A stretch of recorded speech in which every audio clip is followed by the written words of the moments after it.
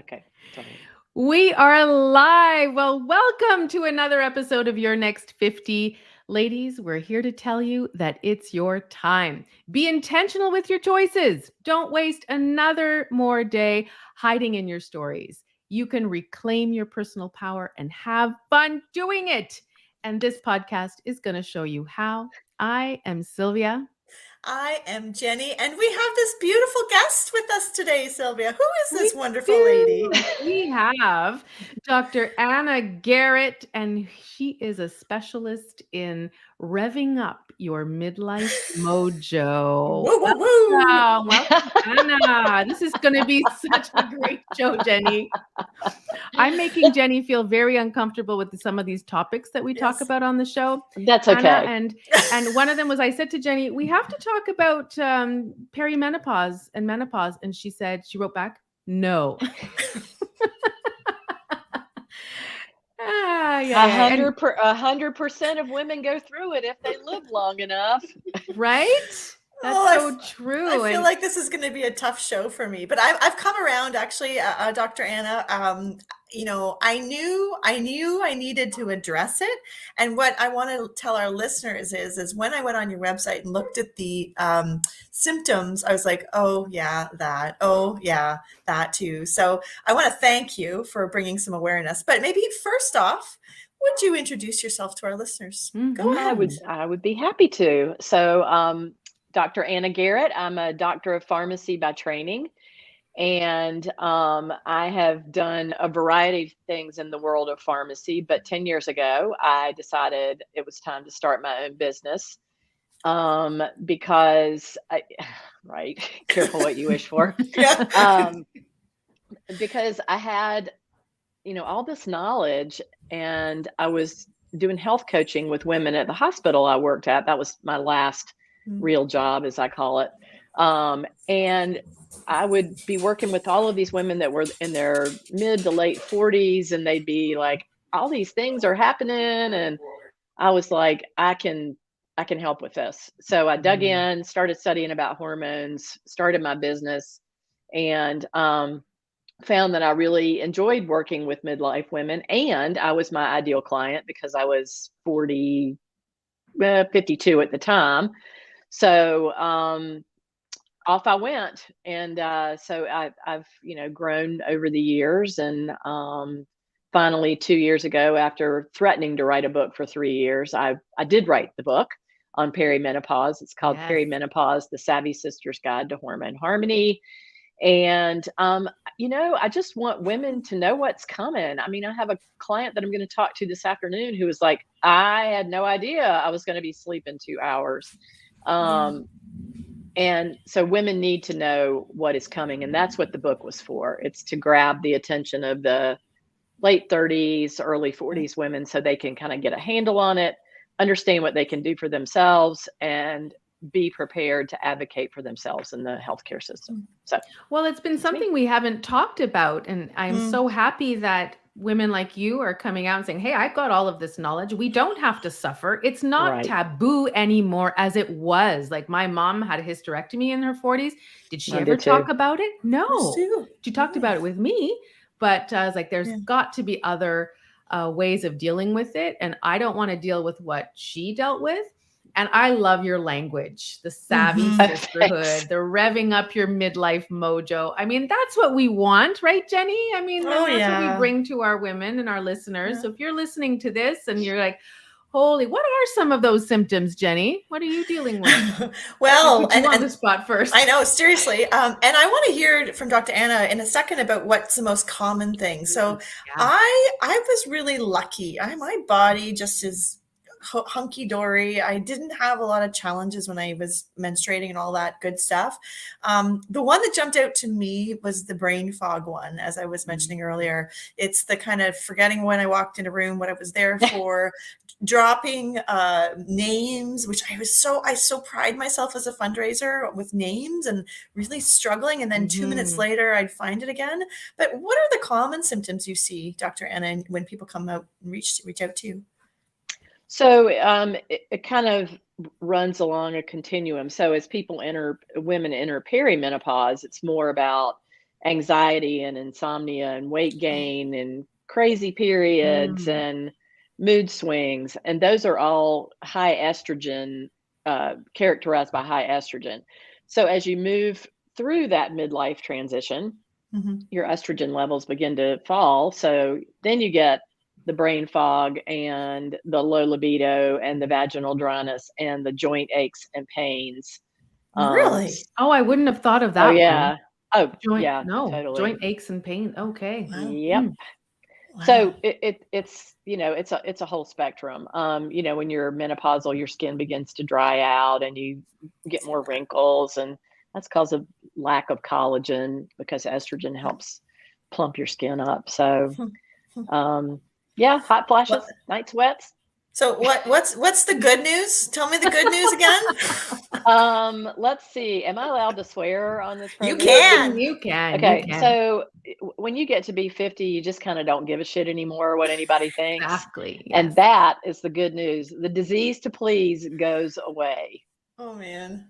And that we've arrived, Jenny. Let's just say that we've arrived. We have the opportunity to go through this, and that we have good friends to go through with it together and laugh about certain things, right? Well, that's Yeah. helpful too. That's yes. Yeah. Actually, you know, the message I'm getting so far is the normalizing of this, is not hiding it in the closet, just the same way, you know, we've Sylvia's mission as went with her former business and her doula business was about having a, what was it? Healthy birth or what was it? Positive birth. Positive birth. Yeah. Positive birth, right? So demystifying childbirth and maybe shifting our mindsets, Dr. Anna, around this stage of our lives. We're not the crumpled up raisin in the corner, like the old adage of the 50-year-old maid. Well, right. And think about it. I mean, for men, you can't turn on the TV without seeing 3 commercials for erectile dysfunction. I'm like, the least we can do is talk about menopause. I mean, this, I could talk about this all day, but like every time I try to run a Facebook ad for anything in my business that has menopause or women in it, it gets rejected. No. And so I have to appeal and to this and to that. I'm like, if I was talking about something that was related to men's health, they'd be all like, yeah, give me your All money. over You it. know, we'll. Yeah. That's shocking. I am shocked, but I'm mad. I am mad about this. I know there's some, we don't have to get into the details of it, but I do know that in the UK, there's some legislation in front of now I'm going to get it wrong. Correct me if I'm wrong, but it's that women should be supported from a health benefits perspective when they're going through this experience. Yes. Do you support that? And do you ever see a chance of that happening in the States? So there are really 2 sides to that coin. So I think it's a good idea to have benefits, especially around like paying for hormone replacement, because in the US, it just doesn't happen. Then the flip side of that is, do women who are going through menopause want to be called out in the workplace or identified in some way? So it's just like, but I do think the healthcare that's associated with going through menopause should be covered 1,000%, because it's just not fair. I mean, most companies will pay for birth control pills, right? Well, why not hormone replacement?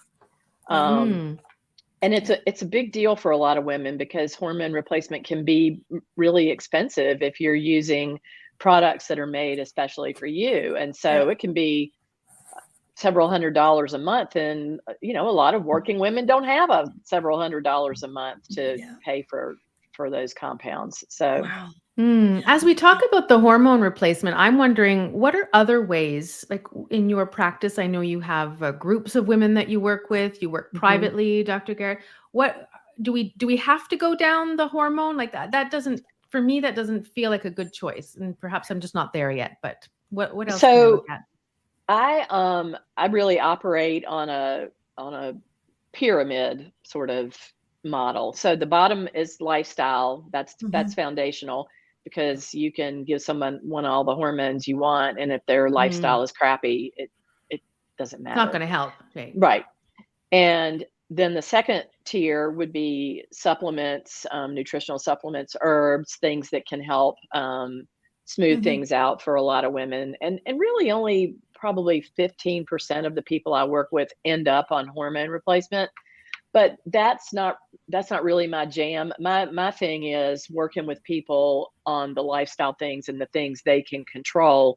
And I Mm. do work through people's doctors to get hormones in place if it's needed, but I can't write the prescriptions. So Right. I prefer to work with people who are looking for a more, and I shouldn't even say natural approach, but a less hormone replacement approach, Mhm. because Mhm. Yeah. hormone replacement is natural. So there's nothing Yeah. unnatural about that. Right. Yeah. Yeah. Right. Oh, I find this so interesting, and not something I know a lot about. I think for a lot of our listeners, I know for me, it's like I have this mindset that the body's working, I'm exercising, la la la la la, perimenopause, la la la la No, no, la, no, right? no. Well, But you were in the fetal position the first time we had a little conversation about this podcast. You were I like over there like, was. "Ah." Get me out of here. Yeah, that's too funny, So Jenny. true. But we are going that way, and many of you are. If you're listening, we'd love to Yeah. know, like, what is resonating with you, and Mhm. have you started hormone replacement? I mean, I know Mhm. we're coaches, but I think this is so relevant to our Yeah. discussion as Yeah. we work with women who are Mhm. still like you, Anna, starting a business in their 50s and moving forward in their careers. We don't want to just shrivel up and be that raisin on the table. We want to be, we're Yeah. still leading teams. Yeah. How can we look at this? Let's move into the leadership Mhm. conversation. How, as leaders in teams, do we manage this? It's like an open question. And Can not a we? hard one at all. Yeah. Mhm.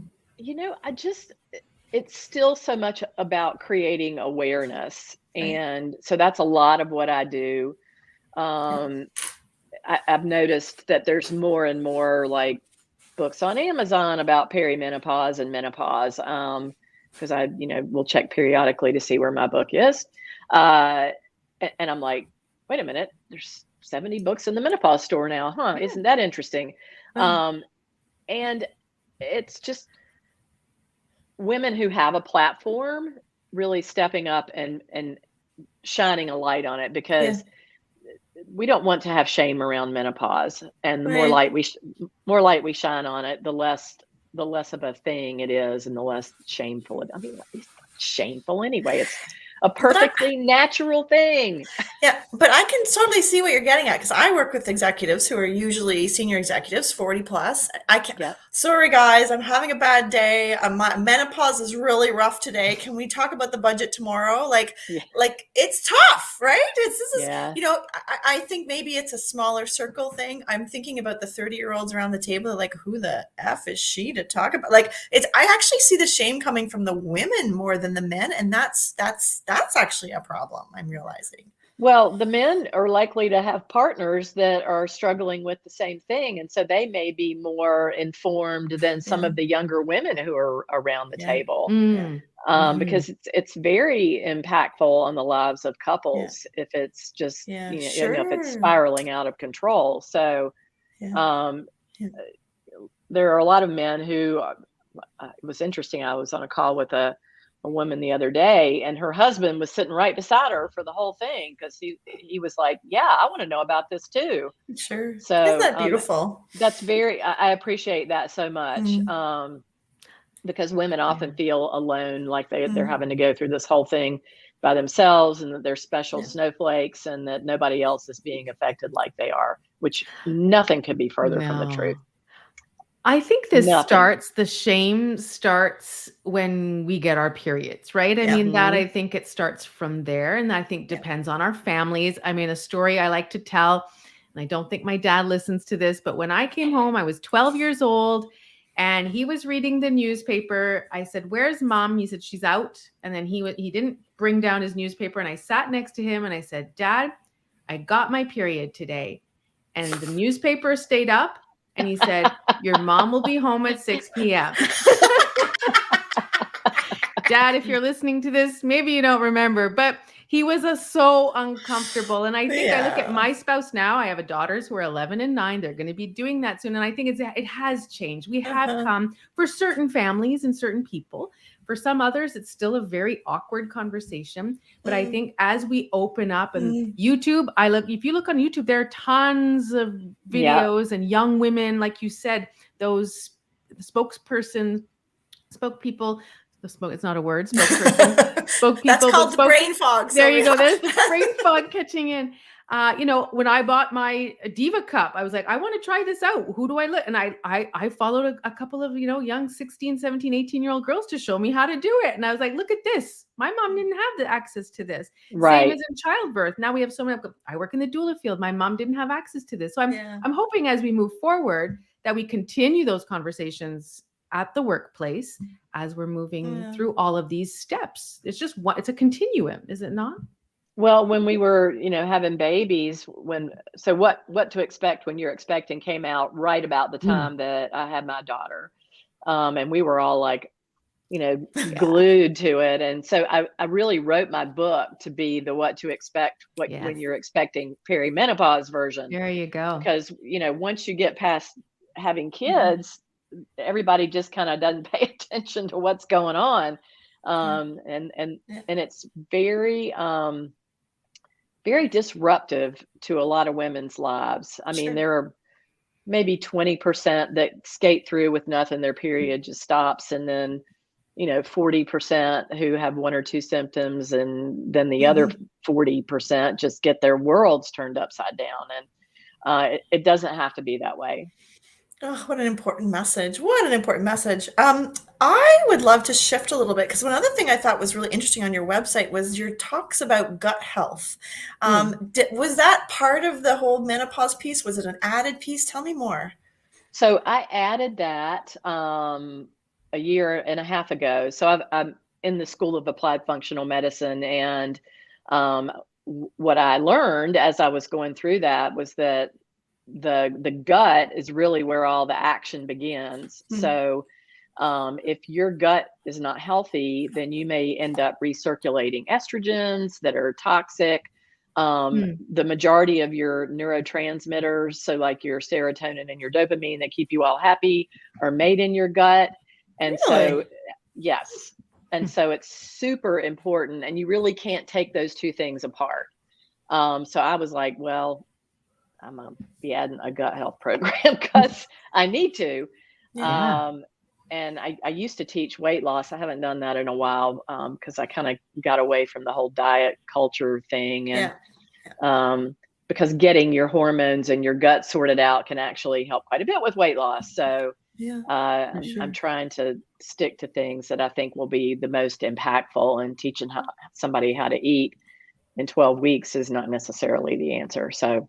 And what does that entail, the gut health? I know we talk about that a lot. So I use a test called the GI map, and it takes a look. It's a stool test, and it gives you a report of your gut microbes and whether they're out of balance.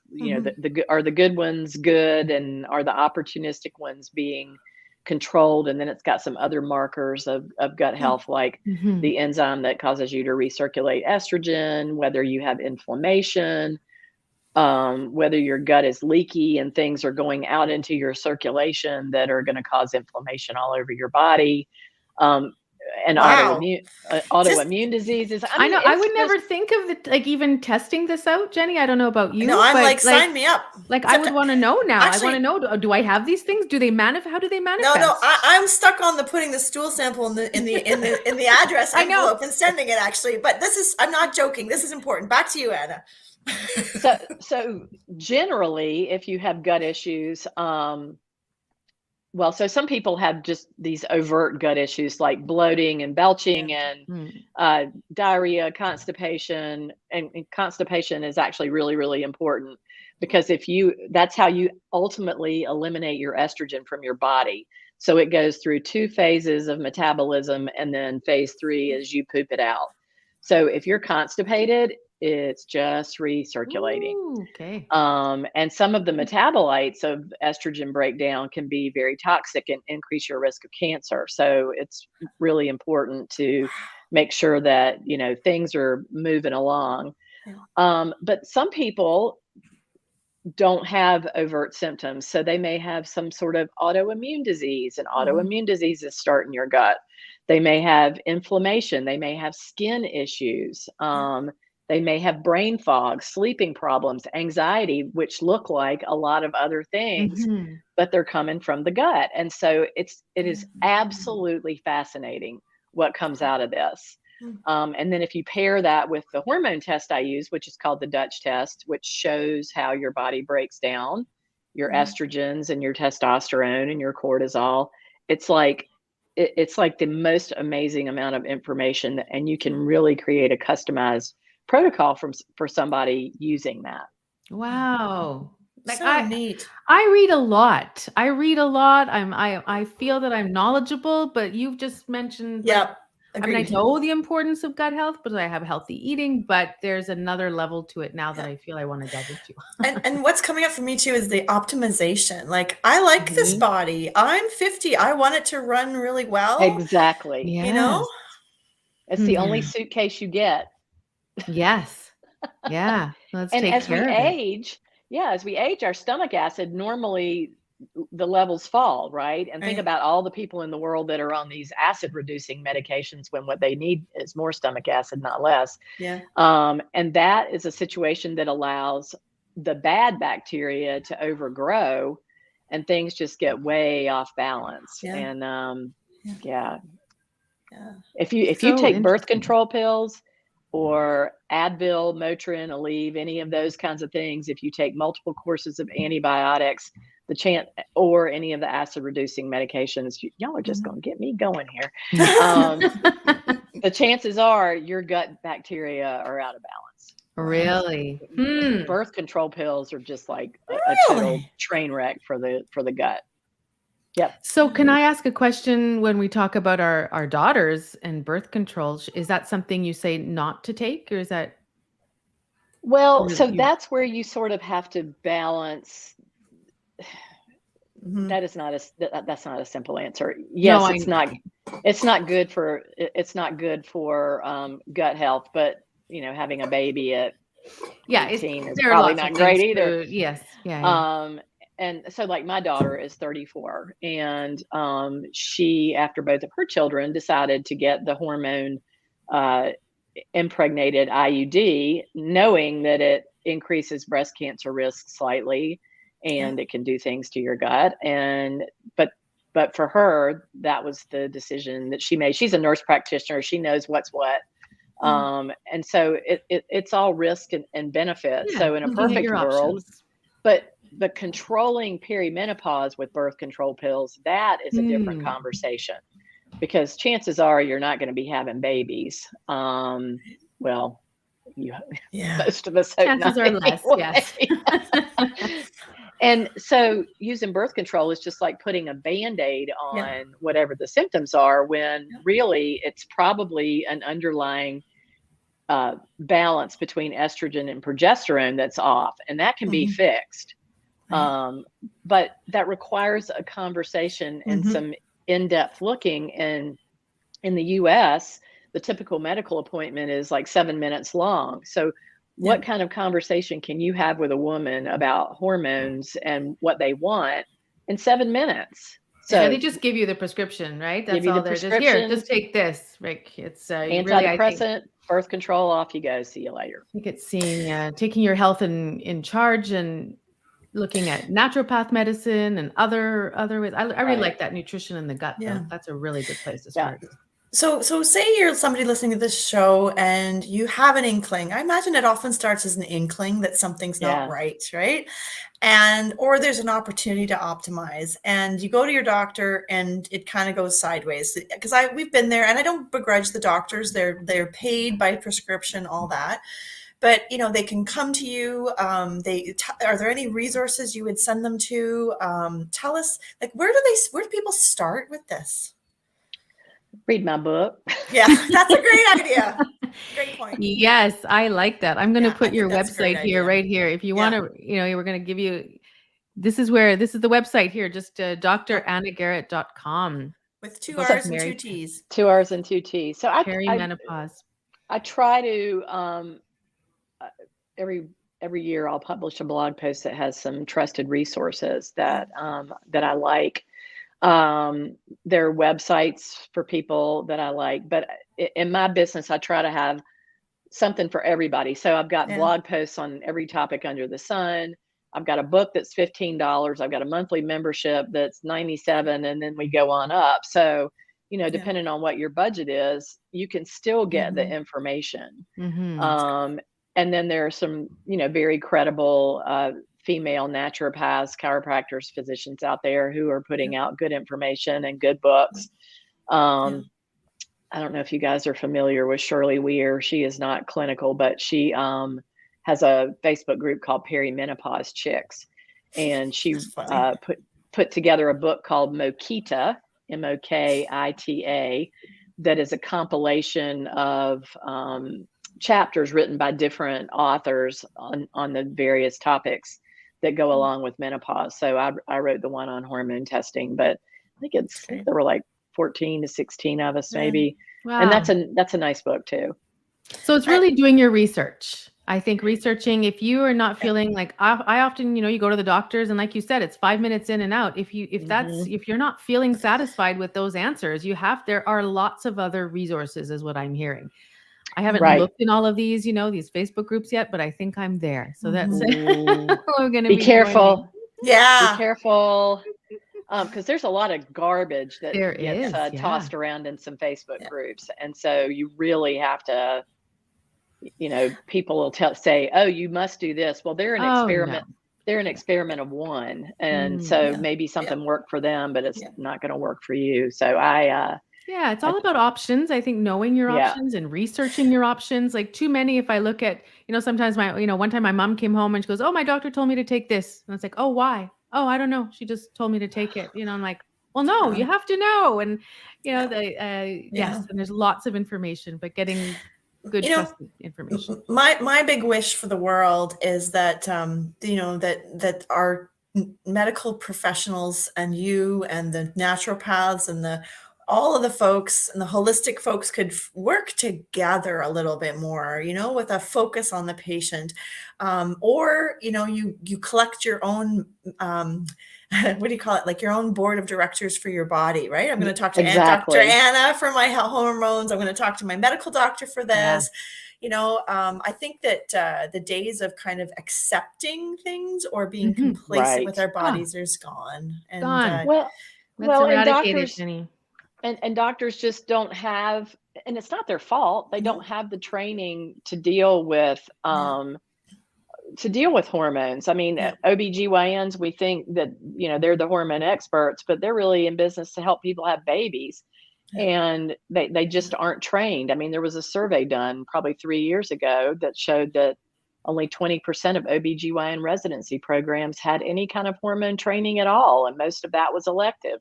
And we wonder why they can't help us. And it isn't their fault. And it makes me really mad when people start bashing doctors and like, why don't they know? And blah, blah, blah, blah, blah. Yeah, well, we're just because not they on don't. The other side. Because they don't. It's like breastfeeding. If I talk to my clients about breastfeeding, the doctors and pediatricians and OBGYNs have had 3 weeks of training on breastfeeding, and that's it, right? So compared to a lactation consultant who has 3 years. So again, that go and find the right resources who are specifically trained in what you are going through. Well, and so, pharmacists are an excellent resource. I mean, we have 6 years of training in drug therapy, and, my slant is not necessarily drug therapy, but I've gone out on my own to get the rest of it. But a good compounding pharmacist that, that makes hormones in their store, they can be an excellent resource if you're trying to find a physician in your community that is an expert in hormones, because they're going to know, because they're getting the prescriptions from those doctors. Oh, it's so true. So interesting. Ask your pharmacist, who are the doctors out there? Oh, I love this. What a great conversation. Thank you so much, Dr. Garrett, for spending this time with us. Well, I have one more question. So we're I know what you're going to say, which is please subscribe, please like our thing, please share if there was something valuable in here. But we always love to give the last word to Dr. Anna, or to our guest. And the question is just a tiny little question. It should be really easy to answer. Like maybe something like, how are you going to make your next 50 the most impactful possible? Oh, wow. If I have a next 50, I'm going to be 112. So we got to think about that. So, you know, people ask me when I'm going to retire, and I go, what would I do with myself? Mhm. And I have no idea. And so I figure the way to make my next 50 the most impactful is to keep doing what I am doing as long as I Yes. can, Yep. and just enjoying life and keeping my body in the kind of shape where I can go and travel and Mhm. talk to people and just continue to try to advocate for, you know, Mhm. the midlife transition being a, a productive, joyful time instead of looking at it as the end, because I don't look Mm. at it like that at all. What a Oh, wonderful it's next 50. exact. I love it. I love 112. Oof. it. You never know, down the years, all these new things are popping up. We're going to keep us alive forever. Well, thank you everyone for listening. Thank you, Dr. Garrett, for coming on the show. And yes, like Jenny said, if you appreciated this show, please, we all know someone going through these, Yeah. some symptoms. We're all talking about it at Girls Night these days. And so share the episode. We would really appreciate it. Give us a 5-star review if you can. We will link the websites to go to. You can reach Dr. Garrett at dranagarrett.com and see her amazing programs. Buy her book. If you are starting on this journey, let's start with being informed and getting that right information. And you can even download the first chapter free on my website. So well, there, it makes a great gift for someone. Holiday gift for your sister. We're in January. We're in January already, but yes, a birthday present. There you go. International Women's Day is March 8th. That could be something for that, right? Perfect. Love it. Love it. Love it. Wonderful. Thank you so much, everybody. Next week, we come back with another great show. Yeah, we look forward to bringing it to you. Well, thanks, Dr. Anna. It's a pleasure. And yeah, wonderful, everybody. Have a great week, and we'll see you next time. See you then. Bye-bye.